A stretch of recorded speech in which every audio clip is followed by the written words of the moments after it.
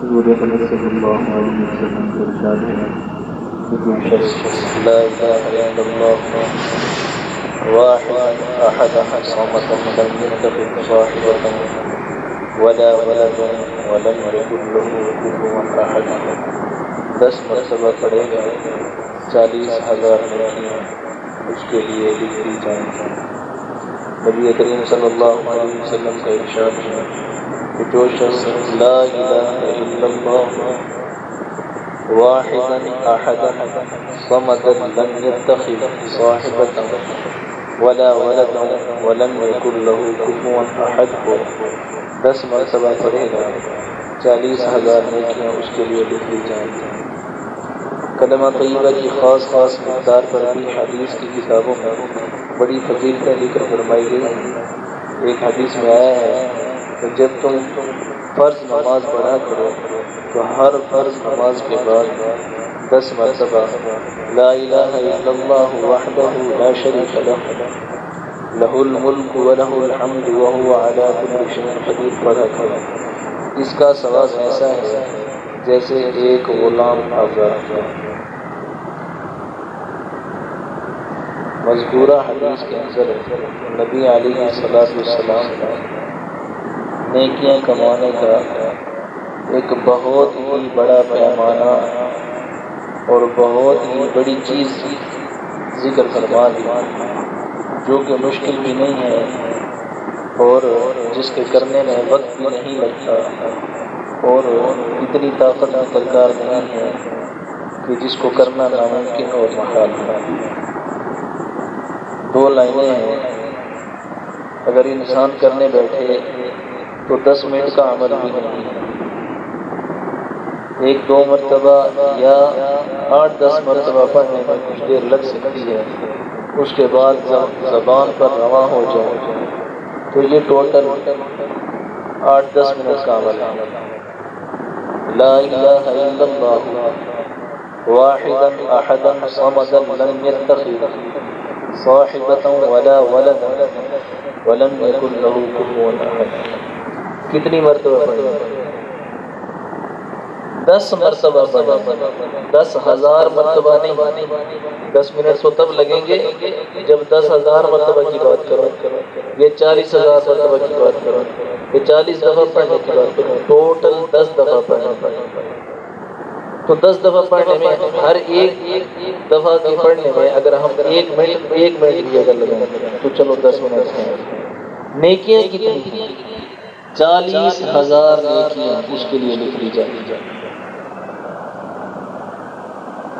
چھوٹا سا عمل ہے، اجر اور ثواب کتنا بڑا۔ آج وقت ہے، قدر نہیں ہے، اعمال کی قدر نہیں ہے، وقت ہے۔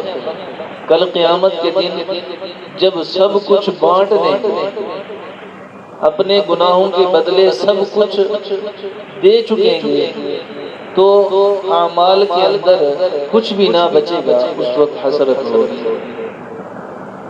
اور بلکہ ایک روایت کے اندر آتا ہے کہ جب جنتی آدمی جنت میں چلا جائے گا تو وہ جنت میں جا کر حسرت کرے گا کہ اے کاش میں نے زندگی کے اندر، دنیا کے اندر ایک لمحہ بھی اللہ کے ذکر سے غفلت میں نہ گزارا ہوتا تو آج میرا مقام کہاں ہوتا۔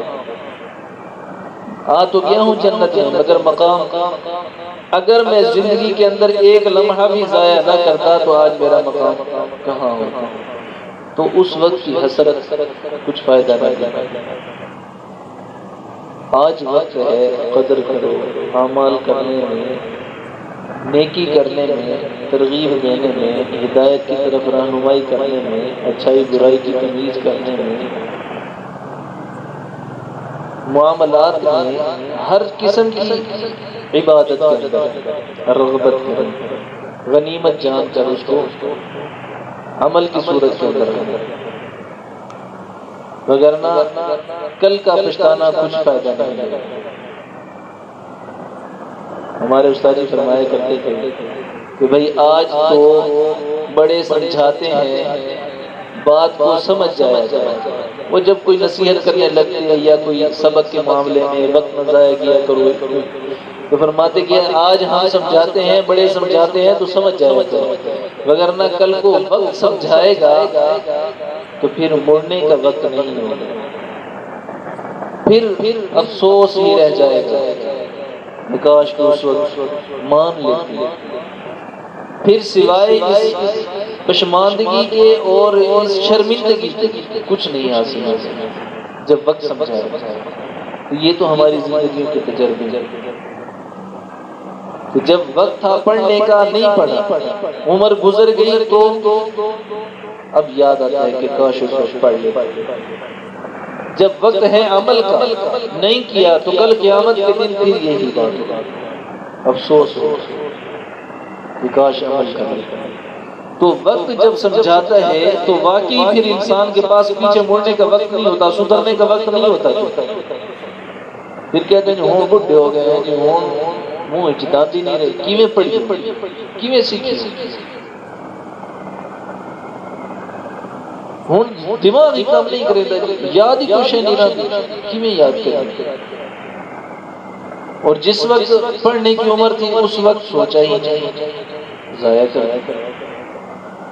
تو آج ہاتھ پاؤں ساتھ دیتے ہیں، اعمال کرنے میں آسانی ہے، اللہ رب العزت کا شکر ادا کریں کہ ہمارے اعضاء ساتھ دیتے ہیں، اتنی طاقت ہے کہ ہم یہ اعمال کر سکتے ہیں، نوافل پڑھ سکتے ہیں، تلاوت کر سکتے ہیں، اگر قرآن نہیں پڑھا تو قرآن بھی ہر الحمدللہ تمام کی عمر ایسی ہے کہ سیکھ سکتے ہیں۔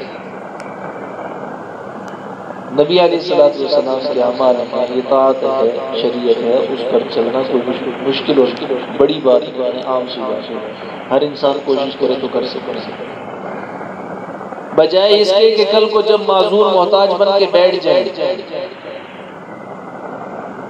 پھر افسوس صد افسوس ہی رہ جائے۔ تو اللہ رب العزت سے دعا ہے کہ اللہ رب العزت ہمیں اپنے وقت کو قیمتی بنانے کی توفیق عطا فرمائے اور اتنے اعمال کرنے کی توفیق عطا فرمائے کہ کل کو ہمیں افسوس اور شرمندگی نہ ہو، کل کو ہمیں ہائے اور افسوس والے کلمات دہرانے نہ ہو۔ اللہ رب العزت ہمیں اپنی قبر آخرت کی، حشر کی اور آخرت کی تمام منازل کی تیاری کرنے کی توفیق عطا فرمائے۔ الحمدللہ اللهم لك رب